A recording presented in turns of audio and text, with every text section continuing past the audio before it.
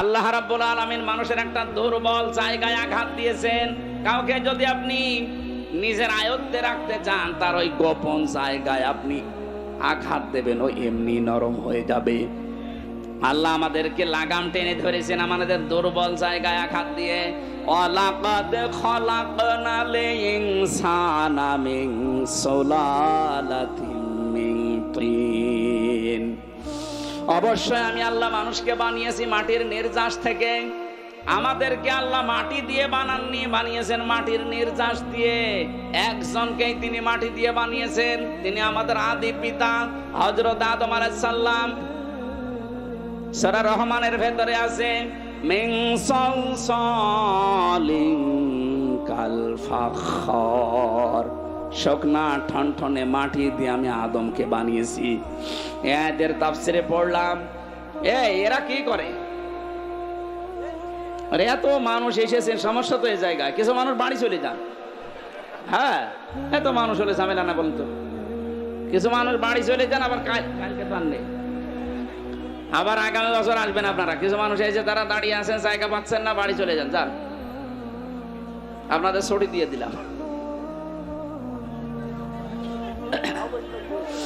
আমার ভাইরা একটু ভালো করে দাঁড়িয়ে আছেন, দাঁড়িয়ে থাকেন, একটু শুনতে দেন মানুষকে। দেখেন তো কত মানুষ বসে আছে। এ ভাই কম ব্যস্ত, এ বাবুল ভাই, এরপরও 1-1.5 ঘন্টা বসে আছে, আর আপনারা কি শুরু করেছেন?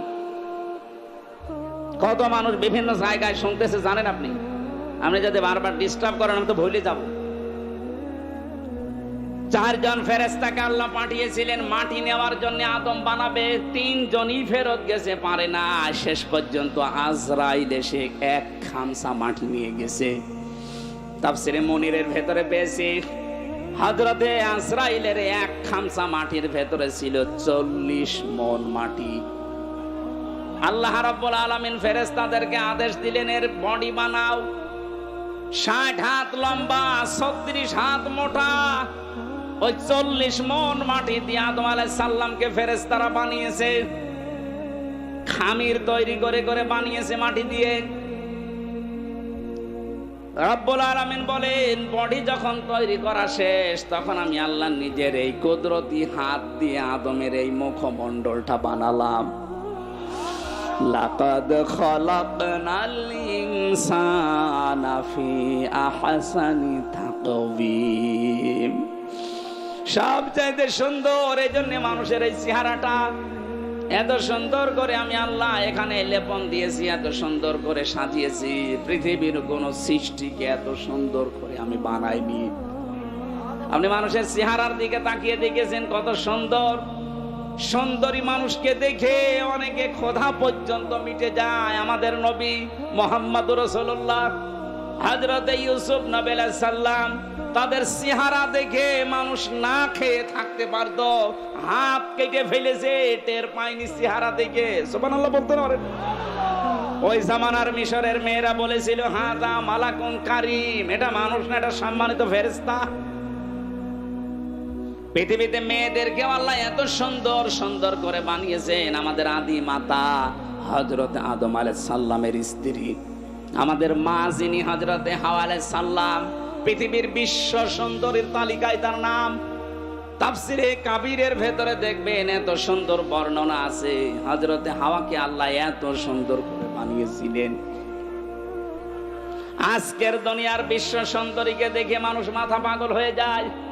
হাওয়া আলাইহিস সালাম তাদের তুলনায় 100 ভাগ সুন্দর ছিল। কথা বলে না কেন? মেয়েদের রূপ সৌন্দর্য যদি প্রদর্শন করা এটা বিষয় হতো যে দেখানোর জিনিস, তাহলে হাওয়া আলাইহিস সালাম মানুষকে দেখিয়ে বেড়াতো। অথচ আজ অনেকে লাইন খোলে, নিজের বউ যদি সুন্দরী হয় ও দিশায় পায়না করবে কি, আর ও আলকাতরা মাখায়, উলট পালট জিনিস মাখিয়ে মোটরসাইকেলে করে নিয়ে মানুষকে দেখায় যে জিনিস আমার আছে। 10 জিনিস আছে, আমি করব কি? কথা বলে না কেন? সম্মানিতা মা বোন যারা এসেছেন, আপনার সৌন্দর্য, আপনার সাজগোজ, আবার বলেন আপনার সৌন্দর্য, আপনার সাজগোজ, এটা শুধু আপনার স্বামীর জন্য। স্বামী বাদ দিয়ে পৃথিবীর কাউকে যদি প্রদর্শন ইচ্ছায় আপনি দেখান, কিয়ামতের দিন আপনি জান্নাতের সুঘ্রাণও পাবেন না। যেহেতু এখন রাষ্ট্রীয়ভাবে পর্দার আইন দেশে নেই, এই জন্য অনেকে অনেকভাবে চলছেন। আমরা যারা পুরুষ মানুষ আছি, আমাদের এখানে 2টা ঔষধ আজকে থেকে খাওয়া লাগবে। আমি সহ যারা আছি প্রত্যেকে এই 2টা ঔষধ খেতে চাই। কে? তাহলে জেনা থেকে বেঁচে থাকতে পারবেন। চোখের জেনা, সূরা নূর 18 নম্বর পারা 12 নম্বর পৃষ্ঠা 7 নম্বর লাইনের 30 নম্বর আয়াতে আল্লাহ ঔষধ দিচ্ছেন, ওয়াকুল্লিল মুমিনিনা ইয়াগুদ্দু মিন আবসারিহিম ওয়া ইয়াহফাযু ফুরুজাহুম যালিকা আযকা লাহুম ইন্নাল্লাহা খাবীরুম বিমা ইয়াসনাউন। রাব্বুল আলামিন বলেন, হে নবী মুমিন পুরুষদেরকে বলেন তারা যেন পরনারী থেকে তাদের চক্ষুকে নিম্নগামী করে। আর 14 জন মহিলা আপনি দেখতে পারবেন। কয়জন? আরো জোরে বলেন, বলেন। 1 নম্বরে আপনার আপন মা, ওই পাতানো মা না, আপন খালা, পাতানো খালা না। অনেকে ধর্ম খালা পাতিয়েছে, খালার মেয়ে আছে এই জন্য। এক কথা বলছেন এখানে, এমনি খালা বলে না, মেয়ে আছে খালার, এই জন্য খালা, ধর্ম খালা। 2 দিন পরে খালা হয়ে যায় শাশুড়ি। এই কথা বলছেন এখানে। এলাকায় এরকম মানুষ নেই? এখনো কাদের ধর্ম খালা আছে হাত তোলেন তো। ও এই একজনের। ও মনে হয় খালার মেয়ের সাথে গল্প করছে।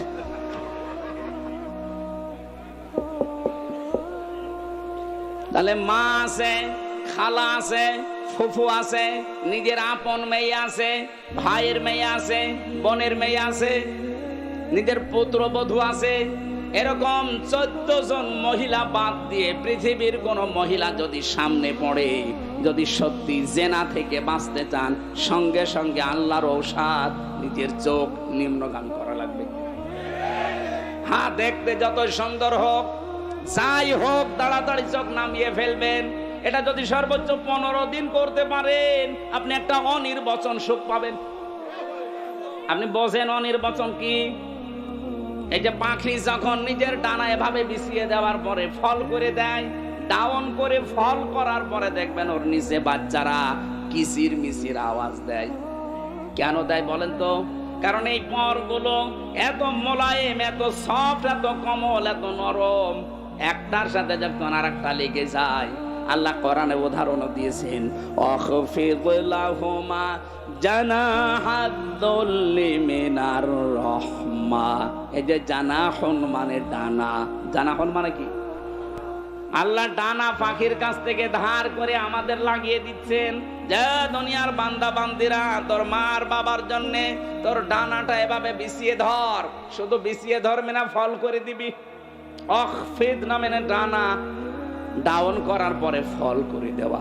আল্লাহ হেলিকপ্টারের ডানা, প্লেনের ডানা, আমাদের নিজেরও ডানা আছে। ডানা না হাত, এই হাতের কথা নিজের না এদন কেন জানাহুন দিলেন?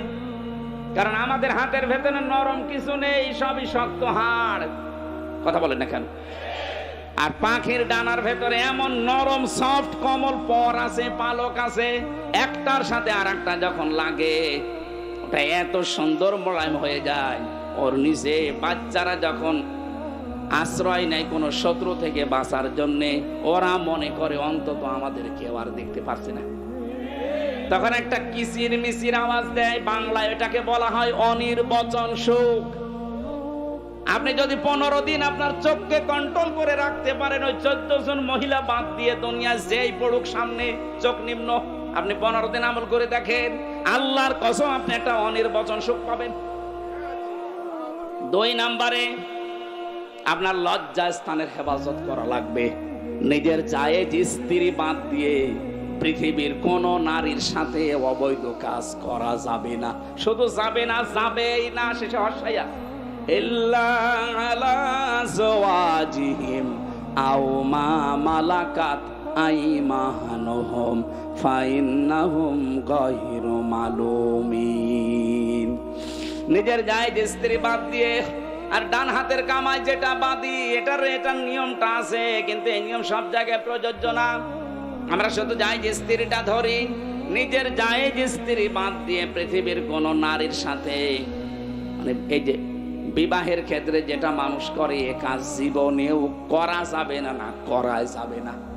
সুতরাং লজ্জাস্থান আজকে থেকে হেফাজতের দায়িত্ব যদি আপনি দিতে পারেন যে আল্লাহ আমি গ্যারান্টি দিলাম আমি পারবো, আপনার লজ্জাস্থানের আর মুখের হেফাজত, আল্লাহর নবী বলেন তোকে আমি জান্নাতে পৌঁছিয়ে দেবো, আমি গ্যারান্টি দিলাম। আপনি শুধু এই দুইটা গর্তের, মুখের আর লজ্জাস্থানের এই দুইটা গর্তের হেফাজতের দায়িত্ব নেবেন, আপনাকে আল্লাহর নবী জান্নাত দিয়ে আসার দায়িত্ব নিচ্ছেন। সুবহানাল্লাহ বলতে পারেন? আমরা এই গ্যারান্টি দিতে পারবো না আজকে থেকে। সেনা থেকে বাঁচতে হলে এর চাইতে মহা ঔষধ আর নেই, আল্লাহর নিজের বানানো ঔষধ। এটা নারীর ক্ষেত্রে, পুরুষের ক্ষেত্রে। পুরুষেরটা প্রথম দিয়েছেন, নারীরটা 31 নম্বর আয়াতে আছে। সম্মানিত মা বোনেরা, পৃথিবীর সৌন্দর্যের কথা বলছিলাম, চেহারা। আল্লাহ যখন কাটিং চেহারা সুন্দর করে বানিয়ে রেখেছেন, 120 হাত লম্বা, 36 হাত মোটা পড়ে আছে। আল্লাহ বলেন সেজদা দাও। সবাই দিয়েছিল, শুধু একজন দেয়নি, শয়তান। কে? শয়তান অহংকার করেছিল, ও বলেছিল আনা খায়রুম মিনহু খলাকতানি মিন নার ওয়া খলাকতাহু মিন তিন। তুমি আমারে আগুন দিয়ে বানিয়েছো আর ওইটা বানিয়েছো মাটি দিয়ে। আমার ভেতরে পাওয়ার আছে। কি আছে? বলেন বলেন। শয়তান অহংকার করেছিল পাওয়ারের, ক্ষমতার। আজও পৃথিবীতে দেখেন যারা ক্ষমতার অহংকার করে, মনে করবেন তাদেরকে শয়তান দখল করে ফেলেছে। কারণ শয়তান অহংকার করেছিল। আবার বলেন তো কিসের? ক্ষমতার। বলেন। 15.5 বছরে যারা ক্ষমতার অহংকার করেছে, আপনি বিশ্বাস করতে পারেন এরা এক প্রকার শয়তান। কারণ কোন মানুষ ক্ষমতার অহংকার করতে পারে না, এটা অহংকার করে শয়তান। আল্লাহর সঙ্গে সঙ্গে তাকে 3টা জিনিস থেকে বঞ্চিত করে দিয়েছেন। আমি হাজ্জাজ বিন ইউসুফ এই লোকটার জীবনী পড়েছি। এই লোকটা খুব জালেম ছিল, জুলুম করত মানুষের প্রতি। আর মন্ত্রী পরিষদ একদিন এসে বলে, বাদশাহ আপনার জন্য তো বাইরে যেতে পারি না, মানুষ শুধু গালি দেয় আপনাকে। গালি দেয় মানে? হ্যাঁ, আপনাকে শুধু মানুষ গালি দেয়। কেউ জালেম বলে, কেউ হারামি বলে, কেউ জারোর সন্তান বলে। না, আমার সামনে বলুক তো। আপনি ছদ্মবেশ নিয়ে যান, আপনার সামনেই বলবে। ও ছদ্মবেশ লাগিয়েছে। এই যে দরবেশের কথা শুনছিলেন, ও তো ছদ্মবেশ নিয়েছিল, দাড়ি কেটে সফাং সফা, চেনা যাচ্ছিল না। ওই রকম একটা ছদ্মবেশ নিয়ে বাইরে গেছে। রাস্তায় একটা গ্রাম্য লোকের সাথে দেখা। ডাক দিয়ে বলে, এই বাদশা হাজ্জাজ বিন ইউসুফ লোকটা কেমন? ও তো জালেম, একটা জারোর সন্তান। যেই বলেছে জালেম আর জারোজ, গেছে ওর মাথা খারাপ হয়ে।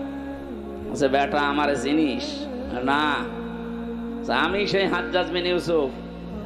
চিন্তা করছে আমার তো আর মাথা থাকবে না। ডাক দিয়ে বলছে, বাদশাহ আপনি আমারে চেনেন? না। আমি এই গ্রামের ওই লোক যার মাসে 2 দিন মাথা খারাপ হয়, আজকে তার পয়লা দিন। তুই পাগল? তোর 2 দিন মাসে মাথা খারাপ হয়, আজকে পয়লা দিন, তার মানে আর একদিনও মাথা খারাপ হবে এই মাসে।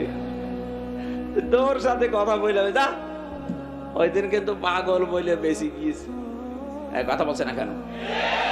আমরাও এই 15.5 বছরে পাগল বলে বেশি আছি। কথা বোঝে? তাছাড়া পাগল না বলে আমরাও তো থাকতাম ওখানে সবাই ওর ভেতরে। অথবা অনেককে ইলিয়াস আলীর মতো গুম করে দিত। আমার বিশ্ববিদ্যালয়ের 2 জন 8-9 বছর হয়ে গেল, ওলিউল্লাহ মুকাদ্দাস, এখনো পাওয়া যায়নি। মিনি আয়না ঘর এবং বড় আয়না ঘরে কত মানুষ ছিল, কতগুলো মানুষ এভাবে তারা লিখে রাখতো এই আঙ্গুল দিয়ে। এত বড় বড় নখ হয়ে যায়। 5 বছর, 7 বছর, 8 বছর, 10 বছর, 14 বছর পড়ে আছে, কেউ জানে না। তারা দেওয়ালের সাথে লিখে রাখতো ভাঙা ভাঙা অক্ষরে এই আঙ্গুল দিয়ে, যে ভাই যদি বাইরে কেউ যেতে পারেন আমার এই নাম্বারে জানাবেন যে আমি বেঁচে আছি।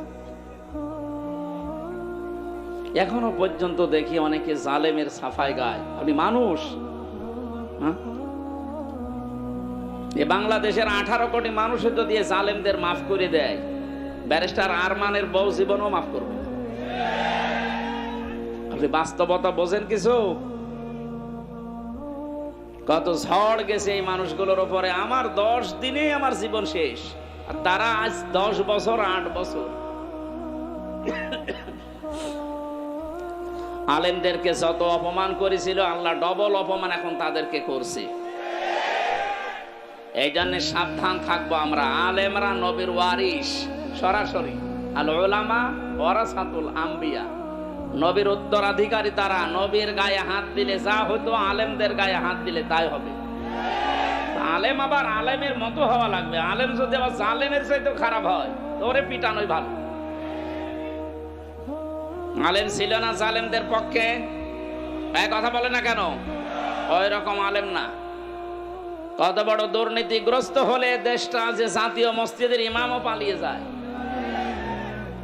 আবার কোথায় নামাবেন দেশটা বলেন? একটা মসজিদের ইমাম, তাও বাংলাদেশের কেন্দ্রীয় মসজিদ, জাতীয় মসজিদ, তার ইমামও পালিয়ে গেছে। এসেছিল আবার জোর করে ইমামতি নেওয়ার জন্য, জনগণ জুতা দিয়ে পিটিয়েছে। পরের দিন আবার স্ট্যাটাসও দিয়েছে যে জনগণ জুতা মেরেছে কিন্তু আমার গায়ে লাগেনি। আরে শয়তান, বাড়ি একেবারে জায়গা মতো তো, এই জন্য এরকম কথা বলে। লজ্জা শরম তো কিচ্ছু নেই। কি কথা বলে না? আমার মনে হয় ম্যাডাম খালেদা জিয়া যা বলেছিল যে নামটা পাল্টানো দরকার, আসলে ওই নাম পাল্টানো দরকার। একটা অভিশপ্ত নাম, নামটার ভেতরে কেমন যেন একটা অভিশপ্ত জিনিস লুকিয়ে আছে। কি গয়কার পয়াকার বাকিটা বললাম না। এই নাম কোনদিন মুসলমানরা রাখে? মুসলমানরা রাখবে গোলাপ, অন্তত গোপাল বাদ দিয়ে গোলাপগঞ্জ দেওয়া দরকার। একটা ফুলের নাম যেন একটু সুঘ্রাণ আসে।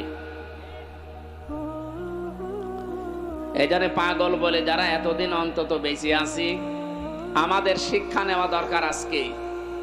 এই জালেম যারা বিদায় নিল, এই জালেমদের পরিণতি কি হয়েছে আল্লাহ আমাদেরকে একটু দেখিয়েছেন। সূরা নমল 19 নম্বর পারা 20 নম্বর পৃষ্ঠা 7 নম্বর লাইনের 52 নম্বর আয়াত। এই কথা বলে কি এখন? আর মোবাইলটা কেটে নিন।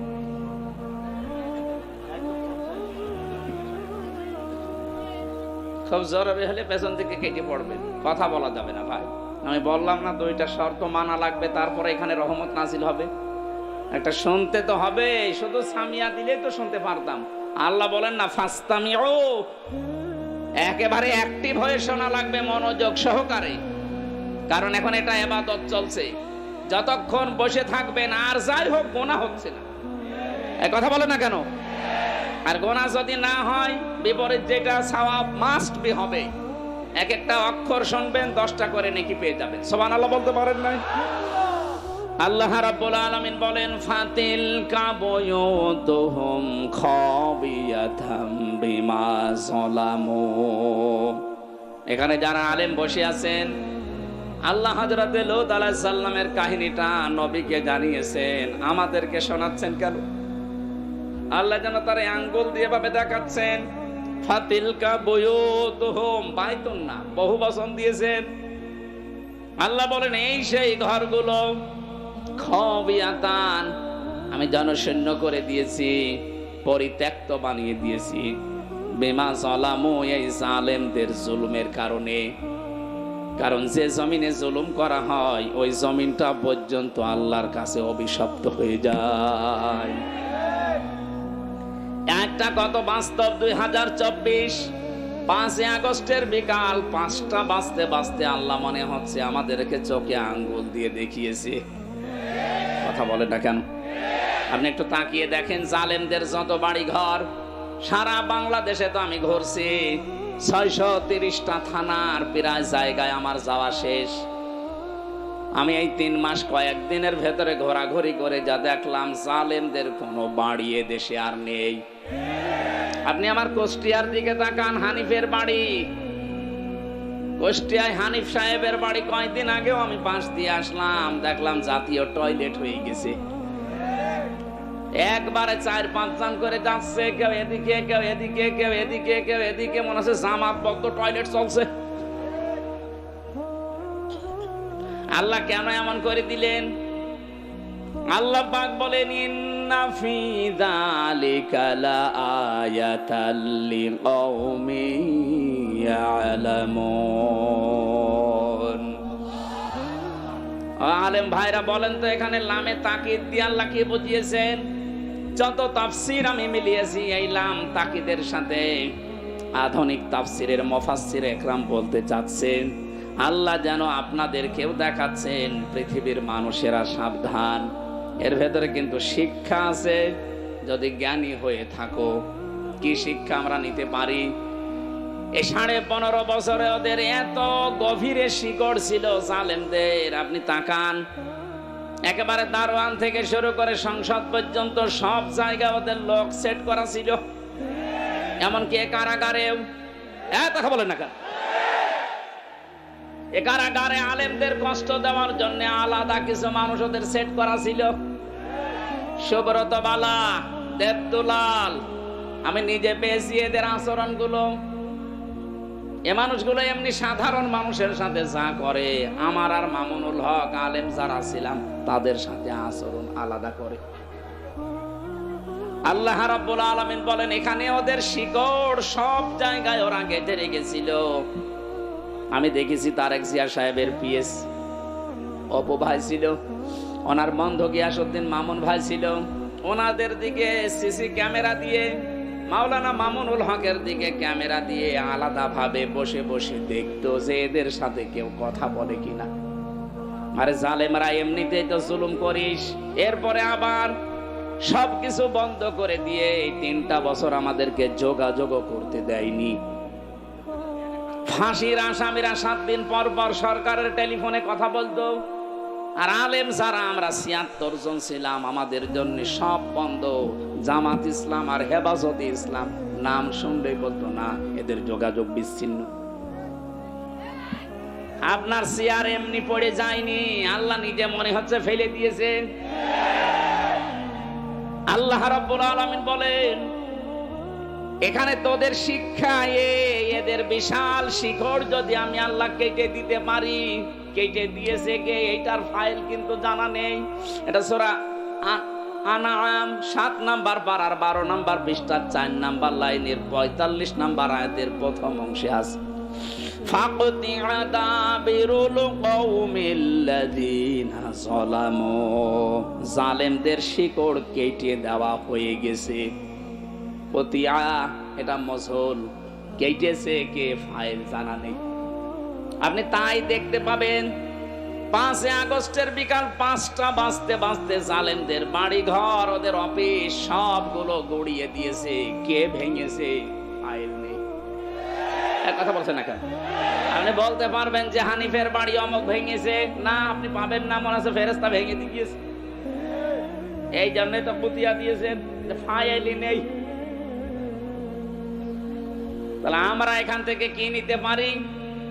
এদের এত বড় শিকড় যদি আল্লাহ একেবারে মাটি থেকে উপড়িয়ে ফেলতে পারে, ওদের বাড়ি ঘর এখন জনশূন্য পরিত্যক্ত। মনে করছেন শুধু কুষ্টিয়ার হানিফের বাড়ি না, সারা বাংলাদেশের অবস্থা এক। যেখানে যেখানে গেছি জালেমদের বাড়ি ঘর গুলো, আমি গত পরশু দিনও ছিলাম কিশোরগঞ্জে, এক জালেমের বাড়ি দেখলাম, ওইটাও জাতীয় টয়লেট। হানিফের বাড়ি তো 5-6 জন যায়, এখানে দেখছি 8-10 জন একসাথে যাচ্ছে। আমি একটা কারণ খুঁজে পেয়েছি আমার নিজের জীবন থেকে। হজে গিয়েছিলাম 16 সালে।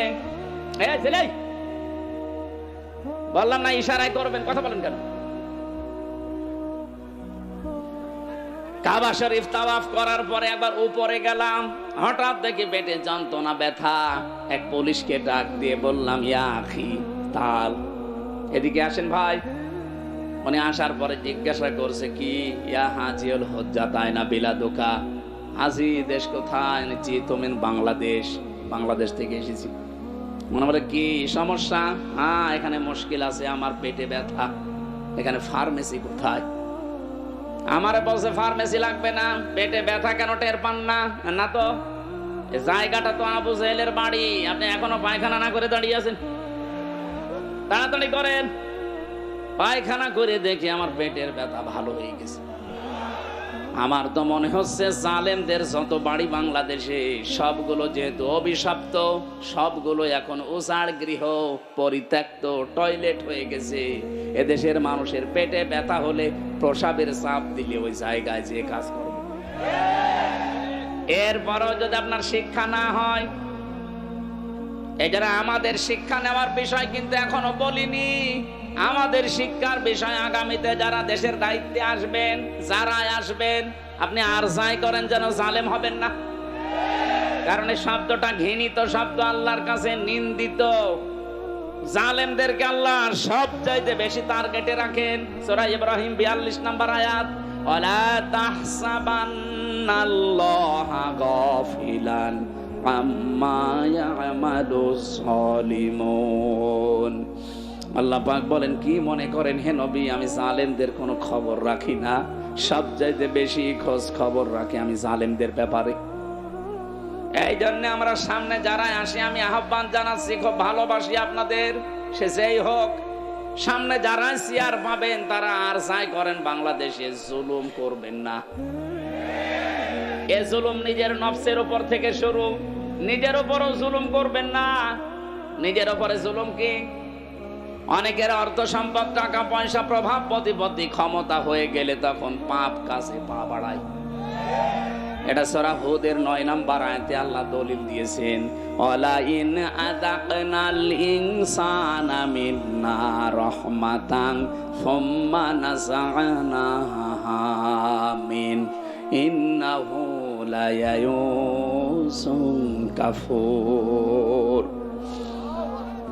এই আয়াতের সারমর্ম এটা, কোন মানুষ যখন নিজের নফসের উপরে জুলুম আরম্ভ করে, হ্যাঁ আগে টাকা পয়সা, প্রভাব প্রতিপত্তি ছিল না, অপরাধ করতে পারে নাই, এখন টাকা পয়সা, অর্থ সম্পদের মালিক আল্লাহ বানিয়েছে, এখনো লাল পানি খায়, এখনো বাবা খায়। এই কথা বলছেন এখন? আমি কি বোঝাতে পেরেছি? তাহলে নফসের উপরে এটা একটা জুলুম। আপনি আজকে থেকে সিদ্ধান্ত নেন, আল্লাহ আমাকে যেখানেই তোলুক, আমি অন্তত আমার নফসের উপরে এখন থেকে আর জুলুম করব না। শরীরের উপরে মানুষ জুলুম করে, এই যে অনেকে, এই মুরব্বীরা বের করে দেন, দেন দেন তাড়াতাড়ি দেন, ডিস্টার্ব হয়ে গেল, দেন দেন তাড়াতাড়ি দেন, চলে যান চলে যান।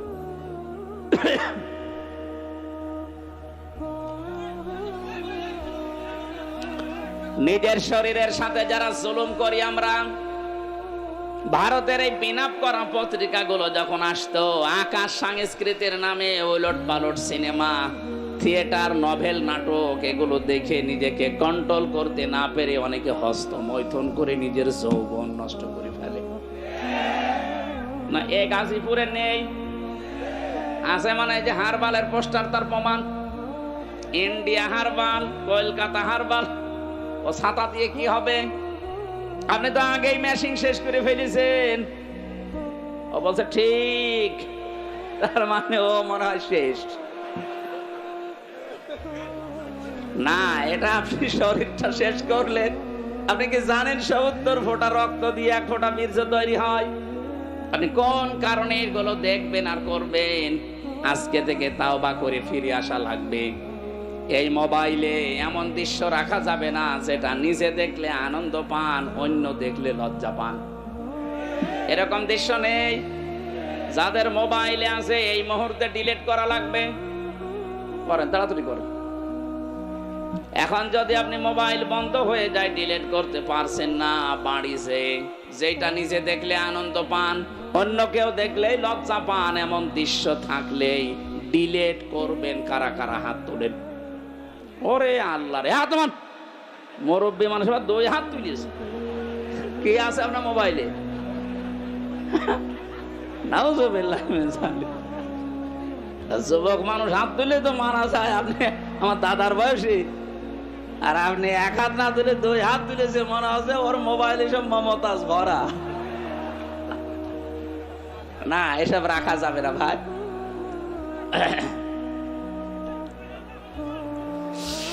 গাজীপুরবাসী খুব মনোযোগ সহকারে আমাদের এখান থেকে শিক্ষা নিয়ে যাওয়া লাগবে। সুতরাং আমার নিজের শরীরের ওপর থেকে কোনো কিছু যেন অপচয় হয়ে না যায়, কারণ সেইটাই অপচয় করবেন ওটা কিন্তু আর কোনোদিন ফিরে আসবে না।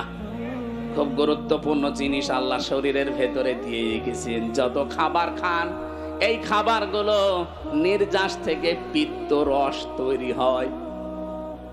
বিজ্ঞান এখন প্রমাণ করছে শরীরে পেটের ভেতরে যতক্ষণ খাবার থাকবে পিত্ত রস পড়তেই থাকবে। খাবার না থাকলে রস পড়া বন্ধ হয়ে যাবে। আল্লাহ এটা দিয়ে বোঝাতে চায়, বান্দা আমি নিজে অপচয় করি না, এটা তার প্রমাণ। রসটা যেহেতু দামি, এত দামি রস, এটা যতক্ষণ তোর পেটে খাবার থাকবে এটা ফোঁটা ফোঁটা পড়বে, খাবারগুলো হজম হবে। এটা যখন খাবার থাকবে না, পড়লে তো অপচয় হবে। এই জন্য আমি আল্লাহ ওটা অটোমেটিক বন্ধ করে দেই। অথচ আমাদের শরীরের অপচয় আমরা যারা করছি কিছু মনে করি না। যৌবন যখন শেষ হয়ে যাবে তখন আর দোয়া করেও কাজ হবে না, তাবিজ কবজেও কাজ হবে না। এখন থেকে সতর্ক, আমরা যেন অন্তত এই শয়তানি কাজে কেউ হাত পা না বাড়ায়। কথা বলেন না কেন? মানতে পারবেন ইনশাআল্লাহ? তাহলে আমরা আজকে থেকে শিক্ষা নিয়ে গেলাম, জালেমদের প্রতি যেহেতু আল্লাহর সবচাইতে বেশি টার্গেট, আর নিজে আল্লাহ মামলা দায়ের করবে, নিজে মামলা দায়ের করবে জালেমদের বিরুদ্ধে। এটা সূরা শুরা 25 নম্বর পারা 6 নম্বর পৃষ্ঠা 13 নম্বর লাইনের 42 নম্বর আয়াতে আছে, ইন্নামাস সাবিলু আলাল্লাযীনা ইয়াযলিমুনান নাস। আল্লাহ পাক বলেন, অবশ্যই আমি আল্লাহ মামলা দায়ের করব কিয়ামতের ময়দানে জালেমদের বিরুদ্ধে। মামলার বাদীকে আপনি কি টের পাচ্ছেন কি বলছি? মামলার বাদী যত বড় হয় মামলা তত কঠিন হয়। আমার যিনি মামলা দিয়েছিল যদি এরকম সলিমদ্দি কলিমদ্দি কেউ দিত, 3 দিনও আমারে আটক রাখতে পারতো না। কয় টাকা নেবে, টাকা দিয়ে বের হয়ে চলে আসতাম। তো মামলার বাদী এমন জন, তো টাকা পয়সার দরকার না, ওকে আটকিয়ে রাখবে, এই ধান্দা ছিল তার। এই জন্য মামলার বাদী যেহেতু বড়, আমার মামলাও এরকম কঠিন ছিল। এতবার সিএমএম কোর্ট, জজ কোর্ট, হাইকোর্ট কতবার মামলাটা তুলেছে না, জামিন হবে না, কারণ মামলার বাদী সরাসরি রাষ্ট্র। এই জন্য কিয়ামতে যেহেতু আল্লাহ নিজে বিচারপতি, নিজে রায় দেবেন, নিজেই মামলার বাদী। আপনি বলেন তো বিবেক দিয়ে যে আপনাকে জামিন দেওয়ার আর কেউ আছে?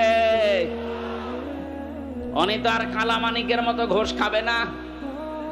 কে কালামানিক নামে একজন বিচারপতি, একটা অবৈধ বিচারপতি ছিল। ওরে বিচারপতি বললো অন্য বিচারপতির সম্মান হানি হয়, ও চেয়ারটাই পুরা নষ্ট করে ফেলেছে। জনগণ এত রাগ ছিল তার উপরে, কলা পাতায় শুয়েছিল, বিসি উড়ে গেছে। হ্যাঁ, বিসি উড়ে গেছে। ওর এখন বউ ঠেকে কিনা আল্লাহ জানে। আমার হয় এই ছেলে আছে কাশিমপুর হাই সিকিউরিটি 4 নম্বরে আছে, আল্লাহর ওলি মনে হয় বসে বসে শুনতেছে। যদি শুনেই থাকে ভালো করে শোনেন, আপনি বেরিয়ে দেখবেন আপনার বউ আল্লাহ রাস্তায় চলে গেছে। কারণ আপনার কারণে বহু মানুষ তার স্বামীকে হারিয়েছে। কথা বলেন না কেন? বিচারে হাজার হাজার মানুষকে জেল খাটিয়েছে, হাজারো মানুষের জীবন নষ্ট করে দিয়েছে। যার যতটুকু কাজ কারবার আল্লাহ কিন্তু অতটুকু তার উপরে তুলবে। আপনি মনে করবেন না আল্লাহ গাফেল, আল্লাহ ছাড় দেয় কিন্তু ছেড়ে দেয় না। ইন্টারনেট বন্ধ করে যেই লোকটা হাজার হাজার মানুষকে প্রতিবন্ধী করে বানিয়ে রেখেছিল ঘরে, হাজারো মানুষকে অন্ধকারে হত্যা করেছে, এই জেলে আছে, এই 4 নাম্বার জেলে আছে, এখনো হাই সিকিউরিটিতে। বলছে আমার কমোট লাগবে। তোর কমোট? আলেমদেরকে ধরে মাটিতে শুয়ে রাখতো, আর ওরকম কমোট লাগবে? আমি মন্ত্রী ছিলাম, আমি এমপি ছিলাম। কিসের মন্ত্রী? 2008 থেকে 24 সাল পর্যন্ত যারা নির্বাচনের নামে প্রহসন করে এমপি মন্ত্রী হয়েছেন, এগুলো এমপি মন্ত্রী বলা জায়েজ নেই। যত টাকা ভাতা নিয়েছেন এই কয় বছরে সব ফেরত দেওয়া লাগবে। কিসের মন্ত্রী আপনি? এতটুকু এখন থেকে বলা যায় সাবেক চোর। হ্যাঁ, সাবেক চোর, সাবেক ডাকাত, এইটা বলবেন, অসুবিধা নেই। কারণ এরা ভোট ডাকাত, এরা ভোট চোর। এই কথা বলেন না কেন? আর যেন কোনোদিন এই ডাকাত এই চোরগুলো ঘুরে দাঁড়াতে না পারে। দরকার হয় সারা বাংলাদেশের সব জায়গায় ছবি মেরে দেবেন। এগুলো ভোট চোর, এগুলো ভোট ডাকাত।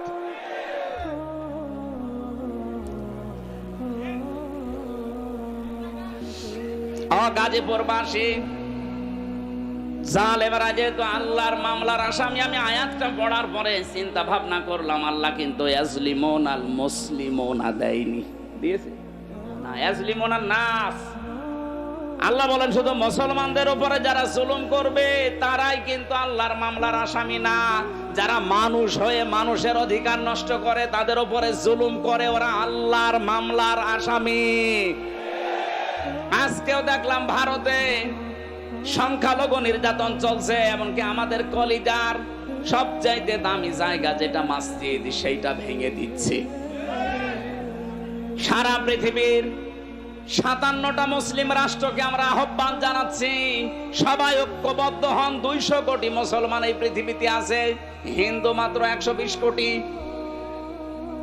খ্রিস্টানদেরকেও বলবো, আপনাদের মেয়েকেও ইন্ডিয়ার বুকে ওরা ন্যাংটা করে উলঙ্গ করে হাঁটিয়েছে। কথা বলে না কেন? এই মুশরিক আর ইহুদি যারা, এরা তামাম দুনিয়ার মানবতার শত্রু। এরা মানুষ না। তামাম দুনিয়াতে এতদিন জানিয়েছে যে বাংলাদেশে সংখ্যালঘু নির্যাতন হয়, অথচ তাদের দেশে আর সংখ্যালঘু মুসলমানের অনিরাপদ। তাদের ইবাদত খানাগুলো ভেঙ্গে বলছে এখানে মন্দির ছিল। নাউজুবিল্লাহি মিন যালিক। আমরা ঢাকার স্বামীবাগের ইসকন মন্দিরকে যদি এখন দাবি তুলি যে 500 বছর আগে এটা মসজিদ ছিল, নেন ঠেলা, ভেঙে দেবো। এখন আজ পর্যন্ত বাংলাদেশে কোন মন্দির ভেঙে মসজিদ বানিয়েছে ইতিহাস আছে? বলেন কোন কারণে আল্লাহর ঘরে হাত দিচ্ছেন? একবার আপনার দাদারা কাবা শরীফে হাত দিয়ে একেবারে কাসমি মাকুল হয়ে গেছে। আমার তো মনে হচ্ছে ভারতেও আল্লাহর ঘর মসজিদ গুলো যেভাবে ভাঙা হচ্ছে, আল্লাহ না জানে আবার আবাবিল পাঠিয়ে দেয় কিনা। আমাদের ইমানের দাবি এখন সারা বিশ্বের 200 কোটি মুসলমানের ভারত বয়কট করা লাগবে। কোনো দরকার নেই ওদের। ওরা এখন কান্নাকাটি অলরেডি আরম্ভ করেছে। আজকে ওদের পেঁয়াজ, ওদের আলু সব বর্ডারে পৌঁছে যাচ্ছে, নেমে পড়েছে অলরেডি তারা রাজপথে। যে একজন এই উশৃঙ্খল, একজন বেয়াদব মানুষের কারণে আজ আমরা অনেক মানুষ না খেয়ে মরছি। আমাদের দেশকে তামাম দুনিয়ায় কালার করার জন্য বলে এই দেশে হিন্দু মুসলমান দাঙ্গা। কিসের দাঙ্গা? এই যে সৌহার্দ্য পরিবেশে এই দেশে বাস করি আমরা, পৃথিবীতে কোন দেশে এমন মসজিদ নেই। বিশ্বের বহু দেশ তো ছোট বয়সে ঘুরলাম, কই এত সুন্দর সাম্প্রদায়িক সম্প্রীতি নিয়ে বাস করার দেশ পৃথিবীতে নেই। অথচ এইটাকে পুঁজি করে আজ ডক্টর মোহাম্মদ ইউনূসকে বিপদে ফেলার জন্য, তাকে ভয় দেখানোর জন্য বারবার নতুন নতুন ইস্যু তৈরি করছে। যারা পালিয়ে গেছে ওরা তো বসে নেই। আমি এই দেশে যে দ্বিতীয়বার স্বাধীন হওয়ার পরে সিঙ্গাপুর, মালয়েশিয়া এই সমস্ত দেশগুলোতে মাহফিলে গিয়েছিলাম। যে হোটেলে উঠে হোটেল থেকে নামার পরে দেখি 2 জন শয়তান। কি গো, ও আগে যে বসে আছে, ও মনে হয় ভাব দেখেই পালিয়েছে। ওরা ঘরে বসে বসে গুটি চালতেছে। আপনার এই ষড়যন্ত্রের ফাঁদে পা দেবেন না, তাহলে কিন্তু গোপালগঞ্জের মতো পেছনে বাঁদরের মতো লাল হয়ে যাবে। ষড়যন্ত্রের ফাঁদে পা দিয়ে কি লাল হয়েছে দেখেননি? এমন পিটানো পিটিয়েছিল আর্মিরা। ওই কয়দিন কেউ গোপালগঞ্জ থেকে ঢাকায় যদি আসে, বসে আসলে 300 টাকা, দাঁড়িয়ে আসলে 1000 টাকা। আপনি এখনো ওই ফাঁদে পা দেওয়ার জন্য ধান্দায় আছেন? আপনি একটু টের পাচ্ছেন বাস্তবতা কোথায়? আর ওদের এক সাংবাদিক কয়েকটা আছে, তার ভেতরে যে মলম বিক্রেতা একজন, এই হকার সাংবাদিক ময়ূখ রঞ্জন, এরে মনে হয় 50 জন মিলে জন্ম। তাছাড়া তো এরকম উল্টা পাল্টা কথা একটা দেশ নিয়ে বলা সুস্থ মানুষের দ্বারা সম্ভব না। কথা বলেন না কেন? খালি আজে বাজে কথা ওর মুখ দিয়ে বের হয়। এখন শুনছে নাকি চট্টগ্রাম নিয়ে নেবে। আরে ভাই, চট্টগ্রাম নিয়ে নেবেন মানে আপনি কি যৌতুক চান? আর মেয়ে তো পালিয়ে গেছে, যৌতুক কিসের? পালানো মেয়ের আবার যৌতুক আছে? হ্যাঁ, পালানো মেয়ের যৌতুক কিসের? বিয়েই তো মানি না। কারণ যার সাথে গেছে ও তো ফুল হাতা, আর আমাদের হাফ হাতা। ফুল হাতার সাথে হাফ হাতা যায়? আমি এই শব্দটা শুনেছিলাম এই জেলে আসার পর। এখানে যে জেলার ছিল দেবদুলাল, ওটা হচ্ছে ফুল হাতা। ও যেই দিনই আসতো জনগণ বলতো ওই ফুল হাতা আসতেছে। ওই তখন বুঝলাম যে ও ফুল হাতা কি আর হাফ হাতা কি। এতদিন পর্যন্ত আপনি বলতেন যে আমাদের স্বামী স্ত্রীর সম্পর্ক। আরে ভাই, স্বামী স্ত্রীর সম্পর্ক হয় কি করে? ও দাদা তো ফুল হাতা, এত মুসলমানি দিয়ে তারপরে স্বামী স্ত্রী। তো এ যে বয়স দাদার, এখন মুসলমানি দিলে খুঁজে পাওয়া যাবে? গোড়া থেকে কেটে বাদ দিয়ে দেওয়া লাগবে। আমি আর নিচে নামলাম না। এদেশের চট্টগ্রাম না, 1 ইঞ্চি জায়গা যদি কেউ ঝামেলা করেন, 7 সিস্টার কিন্তু উল্টাপাল্টা হয়ে যাবে। বাংলাদেশের মুসলমানদের আর কিছু না থাক, এদের যা ঈমান আছে, যতটুকু নামাজ পড়তে না পারে, এদের যা ঈমান আছে, এদেশের 18 কোটি মানুষ যদি বাংলার 1 ইঞ্চি মানুষের জন্য জীবন দিতে হয়, 36 কোটি নিয়ে মরব আমরা। ওগো দেখেছে। ঠিক আছে ভাই।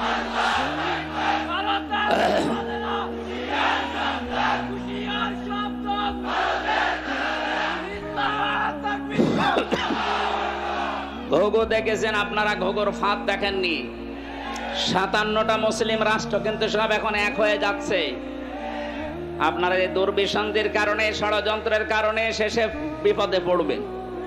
আমরা আপনাদেরকেও ভালোবাসি। ভারত আমাদের শত্রু না, কারণ সেখানে আমাদের মুসলমান ভাইরা আছে। কিছু উগ্র আছে, এদের কারণে দেশটা ধ্বংস হয়ে যাচ্ছে। আপনারাও সোচ্চার হবেন, আগামীতে কোনো উগ্র যেন চেয়ারে বসতে না পারে। মানুষ হয়ে বসুক, অসুবিধা নেই। এই জন্য যারা মানুষের উপরে আজ তাদের অধিকার নষ্ট করে দিচ্ছেন, ধর্মীয় প্রতিষ্ঠানগুলো আপনি ভেঙে দিচ্ছেন, আপনি মানুষ। গোবিন্দ পরামানিক পর্যন্ত আজকে এই বিবৃতি দিয়েছে যে একই শুরু করেছে। বাংলাদেশে তো কোনো মুসলমান হিন্দুদের কোন মন্দির ভেঙে মসজিদ বানিয়েছে আমরা তো দেখি না, প্রমাণও নেই। আপনারা কি শুরু করেছে? তামাম দুনিয়া থেকে আজ ঘৃণা জানাচ্ছে। লজ্জা নেই তো ঘৃণা করবে কি? লজ্জা তো থাকে ইমানদারের। আল হায়াউ শুবাতুম মিনাল ঈমান। লজ্জা নেই, ঈমান নেই। ওর তো ঈমানই নেই, তো লজ্জা থাকবে কি করে? আমার ভাইরা, আমি যেহেতু আয়াত পড়েছিলাম, জালেমরা আল্লাহর মামলার আসামি, সুতরাং 15.5 বছরে যারা জুলুম করেছেন, আপনি আর যাই মনে করেন, আপনি কিন্তু আল্লাহর মামলার আসামি। বলেন, 1628 জন মানুষ ছিল এই বাংলাদেশের দায়িত্বে। এই 1628 জন মানুষই আমি মিলিয়ে দেখেছি, এরা প্রত্যেকেই হয় জালেম না জালেমের দোসর। এই কথা বলেন না কেন? যারা জালেম, জালেমের দোসর, এরা সরাসরি মামলার আসামি। কার? আল্লাহ মামলা দেবে আপনার বিরুদ্ধে, আপনি টের পাচ্ছেন? রাষ্ট্রের প্রধান মামলা দিয়েছিল, এই জন্য আলেমরা এতদিন কষ্ট পেয়েছে। আর আপনি কিয়ামতে সরাসরি আল্লাহর কেসের আসামি হবেন। তার মানে আপনি জেনে নিতে পারেন আপনি চির জাহান্নামী। এক কথা বললেন না কেন? পৃথিবীতে তারা 3টা অপরাধ করবে, আল্লাহ নিজে হাতে তাদেরকে 2টা করে শাস্তি দেবে। আমি এটা বানালাম, এটা সূরা ফুরকানের ভেতরে আছে, 68 নাম্বার আয়াত। ও গাজীপুরবাসী, মনের খাতায় আজকে নোট করে নিয়ে যাবেন, যেহেতু এই আয়াতটা এখন খুব দরকার, এই জন্য বলছি। আবার বলছি, যারা দুনিয়ায় 3টা অপরাধ করবে তাদেরকে আল্লাহ নিজে ডবল শাস্তি দেবে। কয়টা? আরো জোরে। আয়াত নাম্বার সূরা ফুরকানের 68 নাম্বার আয়াত, 19 নাম্বার পারা, 4 নাম্বার পৃষ্ঠার 13 নাম্বার লাইনে আছে। এটা তাফসিরে ফি জিলালিল কোরআনে পাবেন। আল্লাহ রাব্বুল আলামিন বলেন, দেখেন তো গাজীপুরে আছে কিনা। ওয়াল্লাযীনা লা ইয়াদউনা মা'আল্লাহি ইলাহান আখার। আল্লাহ পাক বলেন, যারা আল্লাহকে ডাকে সাথে সাথে অন্য কাউকে ডাকে, তাদের শাস্তি হবে ডবল। এই যে আমার তাহেরি ভাই এখন নাই ধরা পড়েছে, কিন্তু এর আগে উনি যে জিকির করতো, আল্লাহর নামে জিকির করে, পাশাপাশি জিকির করতো কেল্লা বাবা, ফতে বাবা। এই কথা বলছেন, আপনি কোথায় কেল্লা কোথায় ফতে আল্লাহর সাথে মিলিয়ে দিলেন। যেখানে আল্লাহ বাদে অন্য কারো নামে জিকির করা জায়েজ নেই। এই ছেলে এই 4 নম্বরে আমার সাথে যে সোহেল চৌধুরী হত্যা মামলার আসামি মামুন ভাই ছিল, 25 বছর ছেলে। আমরা রাত 2:30টা 3টায় উঠতাম তাহাজ্জুদের জন্য। উনি আমার নিচতলায় থাকতো, দেখতাম উনিও উঠে জিকির করছে, ইয়া রাসূলুল্লাহ ইয়া রাসূলুল্লাহ। কি গো, একদিন মাওলানা মামুনুল হক আর আমি ভাইকে ডাকলাম যে ভাই আপনি কি করেন? আমরা নামাজে দাঁড়িয়ে 1.5 পারা 2 পারা পড়ি, আমাদের ডিস্টার্ব হয়, আপনি কিসের জিকির করেন? বলছে রসুলের ইশকে। রাসূলের ইশকে আপনি তাই বলি ইয়া রাসূলুল্লাহ জিকির করবেন? ইয়া রাসূলুল্লাহ কোন জিকির নেই, জিকির হবে আল্লাহর নামে। আর রাসূলের নামে আপনি পড়তে পারেন দরুদ। এই কথা বলছেন না কেন?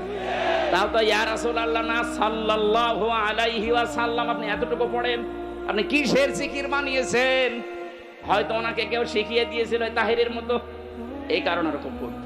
পরবর্তীতে যে কিছুদিন আগে বের হয়ে গেছে, এখন সংশোধন হয়ে গেছে। আমরা চাই আমার এটা যেহেতু রেকর্ড হচ্ছে তাম বাংলাদেশে যাবে, আর এটা ব্রাহ্মণবাড়িয়া কুমিল্লা এই 2 জেলায় বেশি চলে। কারণ যত গরম সুন্নি, ঠান্ডা সুন্নি, মিঠা সুন্নি, শয়তান সুন্নি সব ওখানে। ওদেরকে সুন্নি নাম দিয়েছে কে? ওরা হচ্ছে আহলে বেদাত, আহলে সুন্নাত না। আহলে সুন্নাত ওরা হলে আমরা কি বলেন? ওরা যদি আহলে সুন্নাত হয় যে আমরা কি? ওরা ইসলামের ভেতরে যত নতুন নতুন জিনিস সব ঢুকিয়েছে, ওরা আহলে সুন্নাত না, ওরা আহলে বেদাত। আর বেদাত যারা করে তাদেরকে সালাম দেওয়া যায়। নবীজি এত রাগ করবেন কিয়ামতে, ওদের সামনে আল্লাহর নবী পর্দা ফেলে দেবে ফেরেশতাদেরকে, বলবে এটাও তো আমার উম্মত। বলবে না, আপনি দুনিয়া থেকে আসার পরে ওরা কেল্লা বাবা ফতে বাবা জিকির বানিয়েছে। নবীজি এত রেগে যাবেন, বলবেন সহকান সহকান লিমান গাজ্জারা বাদি, দূর হয়ে যা, আমার রেখে আসা ইসলামকে যারা পরিবর্তন করে ফেলেছিস তুই আমার উম্মত না। আপনিও কিন্তু বিপদে পড়বেন ভাই। ওই শয়তানদের খপ্পরে পড়ে যদি ওদের মতো জিকির আরম্ভ করেন, মা আল্লাহ আছে না, মা আল্লাহি ইলাহান আখর, আল্লাহর সাথে যারা অন্য কাউকে ডাকে তাদের শাস্তি হবে। এই যে ডবল শাস্তি, আপনার বিশ্বাস হচ্ছে না? এর পরের আয়াতে আছে 69 নম্বর আয়াত, ইউদাআফ লাহুল আযাবু ইয়াউমাল কিয়ামাহ। আল্লাহ পাক বলেন ওদের শাস্তি হবে ডবল কিয়ামতে। ওয়া ইয়াখলুদ ফীহি মুহানা, চিরস্থায়ী ভাবে অপমানজনক অবস্থায় জাহান্নামে প্রবেশ করবে। বলেন নাউজুবিল্লাহ। আমি বলেছিলাম 3টা পাপ, শাস্তি কয়টা? তার 1 নম্বরে আল্লাহর সাথে অন্য কাউকে ডাকা। আরো জোরে বলেন। 2 নম্বরটা এবার মিলবে, ওয়ালা ইয়াকতুলুনান নাফসাল্লাতী হারামাল্লাহু ইল্লা বিল হক। দুনিয়ায় যারা অন্যায় ভাবে মানুষ হত্যা করে, 2024 সালের 5 আগস্ট পর্যন্ত 2732 জন মানুষ আপনি মেরেছেন। হয় আপনি নির্দেশে মেরেছেন, না আপনার যে কোনো কায়দায় আপনি তাদেরকে বিদায় করেছেন।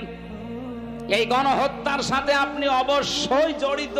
যারা ছিল এই মানুষগুলোর কিয়ামতে শাস্তি ডবল হবে। এরা যদি মাপ পেতে চায়, আবু সাইদ মুগ্ধ, রায়হান, ফয়সাল সহ, ইয়ামিন সহ, যে গাড়ি থেকে, পুলিশের গাড়ি থেকে যারা ফেলে দিচ্ছিল ওটার নাম ইয়ামিন, ওর বাবার সাথে আমার দেখা হয়েছিল। বলেন তো কিভাবে আপনি এখনো জিন্দা ছিল, ফেলে দেওয়ার পরে ওই সময় যদি হাসপাতালে বেঁচে যেত, মনে হচ্ছে কুকুরের বাচ্চা ফেলে দিচ্ছে। এই মানুষগুলোকে যারা হত্যা করলেন, ডাইরেক্ট ইনডাইরেক্ট, যার নির্দেশে করেছেন, যে হুকুমদাতা 2006 সালের 28 অক্টোবর যার নির্দেশে লগি বৈঠা নিয়ে জসিমকে মারার পরে লাশের ওপরে ড্যান্স দিয়েছিলেন। এই কথা বলছেন না? আপনি মনে করেন যে আপনি মানুষ আছেন? আর না, আপনি আর মানুষ নেই। আমি 7 সালে একবার সিরাজগঞ্জ থেকে যাচ্ছিলাম, বাসে যেতাম, তখন ড্রাইভারের পেছনে বসে আছি। ড্রাইভার একেবারে রাস্তার মাঝখানে দেখলাম একটা কুকুর পড়ি মরি আছে। মাঝখান দিয়ে না দিয়ে বাম দিয়ে চালিয়ে দিল, গাড়ি ছাকি দিয়েছে। ড্রাইভারকে বললাম আপনি এমন করলেন, গাড়ি তো উল্টিয়ে যেত। ড্রাইভার আমারে বলছে দেখেন না একটা কুকুর পড়ি মরি আছে। আমি মরা জিনিসের উপরে ডবল করে চাকা চালাবো, আমার বিবেক নেই। ওনারে বললাম, ভাই তো মরা কুকুর মরে গেছে, মারলে কি আর না মারলে কি? ড্রাইভার আমার দিকে ঘুরে বলছে, হুজুর আপনি কি আসলেই হুজুর নাকি ভয় ধরেছে? কিসের হুজুর আপনি? আপনি দেখেন যে একটা মরা জিনিস পড়ে আছে, আমি ডবল করে চালিয়ে দেব। ও হোক কুকুর, ও তো একটা প্রাণী, আল্লাহর সৃষ্টি। একটা মরা জিনিস কুকুর, তারপরও ওই লোকটা মারতে চায় না ডবল করে। বললাম নাম কি? হিন্দু একটা নাম বললো। বললাম আপনার ঈমান নেই, কিন্তু আপনার বিবেক আছে। আপনি ডবল করে মরা জিনিস মারতে পারেন না, আপনার বিবেকে বাধা দেয়। অথচ এই দেশে জীবিত মানুষ হত্যা করার পরে তার লাশের উপরে ড্যান্স দিয়েছে। এগুলোকে মানুষ বলবেন কোন কারণে? আপনি এগুলো মানুষ না। মানুষ হত্যার সাথে যারা জড়িত, এই রাজনীতি যারা আরম্ভ করেছেন, আপনার কিয়ামতের শাস্তি আল্লাহ নিজে ডবল করে দিবে। আল্লাহর শাস্তির ধরন দেখেছেন সূরা নেসার 93 নম্বর আয়াত। অনেকে মনে করে যা করেছি করেছি, একবার আস্তাগফিরুল্লাহ পড়ে নিব হয়ে যাবে। আরে ভাই, আস্তাগফিরুল্লাহ আপনার জন্য না। অমাইয়াকতুল মুমিনা মুতাআম্মিদান ফাজাযাউহু জাহান্নাম। যে ব্যক্তি একটা মুমিনকে বিনা কারণে হত্যা করবে ইচ্ছাকৃতভাবে, আমার তো মনে হচ্ছে 8 সাল থেকে শুরু করে 24 সাল পর্যন্ত যত মানুষকে আপনি মেরেছেন সব ইচ্ছা করি। বিডিআর এর 57 জন অফিসার, এখানে আমার সাথে প্রায় 900 জন বিডিআর ছিল। আমার তো মনে হয় 900 জনের ভেতরে 82 সব নিরপরাধ। ওদের মাথায় কোরআন শরীফ তুলে দিয়ে যদি বলেন সত্য কথা বলেন, ওরা সত্য কথা বলবে। এখনো পর্যন্ত মুরব্বিগুলো আছে ওখানে, রাতের বেলা তাহাজ্জুদ পড়তে উঠলে দেখতাম আওয়াজ দিত, আহ! ওদের এই দীর্ঘ শ্বাস আমার মনে হয় আরো সে যে ধাক্কা খেয়েছে। মাজলুমের এই দীর্ঘশ্বাস দুনিয়ায় থাকে না, এটা আরো সে চলে যায়। কত মানুষের বরদোয়া লেগে আছে আপনার এই অবৈধ চেয়ারের সাথে, আপনি জানেন। এই জন্য মানুষ যারা হত্যা করলেন, এই যে সরকারি জরিপ, এটা 2732 জন মানুষের সাথে আপনি জড়িত। এদেরকে ডাইরেক্ট হোক ইনডাইরেক্ট হোক মেরে ফেললেন, অথচ এদের পক্ষে কোনো দলিল আপনার কাছে নেই। আদালত থেকে এদের মেরে ফেলার নির্দেশ এসেছিল, আপনার অবৈধ চেয়ার টিকিয়ে রাখতে আপনি মেরে ফেললেন। এই গণহত্যার সাথে যারা জড়িত, তারা যে ধিকৃত, তারা যে নিন্দিত, তারা যে ঘৃণিত, পৃথিবীর ইতিহাসের দিকে তাকান। হিটলার, চেঙ্গিস খান, এই কথা বলছেন এখন, তারা যদি নিন্দিত ঘৃণিত হয়ে থাকতে পারে গণহত্যার সাথে জড়িত হওয়ার কারণে, বাংলাদেশে যিনি গণহত্যা চালিয়েছে তাকে আল্লাহ নিন্দিত ঘৃণিত এগুলো বানিয়ে দেবে। কালের আবর্তনে তার নামগুলো দেখবেন মানুষ গালি হিসাবে ব্যবহার করবে। এখন যদি কাউকে বলেন যে অ্যাসিদের বাচ্চা, ও যেমন রেগে যায়, 50 বছর যেতে দেন, ওই নামকে যদি আপনি গালি হিসাবে ব্যবহার করেন, ওই অমকের বাচ্চা, ওই এমনি রেগে যাবে। বলেন তো এখানে যদি কোনো হিন্দু কেউ বলেন, ভাই ছেলে হয়েছে 50,000 টাকা আপনাকে দেব, আপনি হিটলার রাখেন, ও বলবো কি নাম নাকি? হিটলার, ইয়াজিদ, কত সুন্দর নাম, অথচ ইয়াজিদ নামটাও রাখতে রাজি না।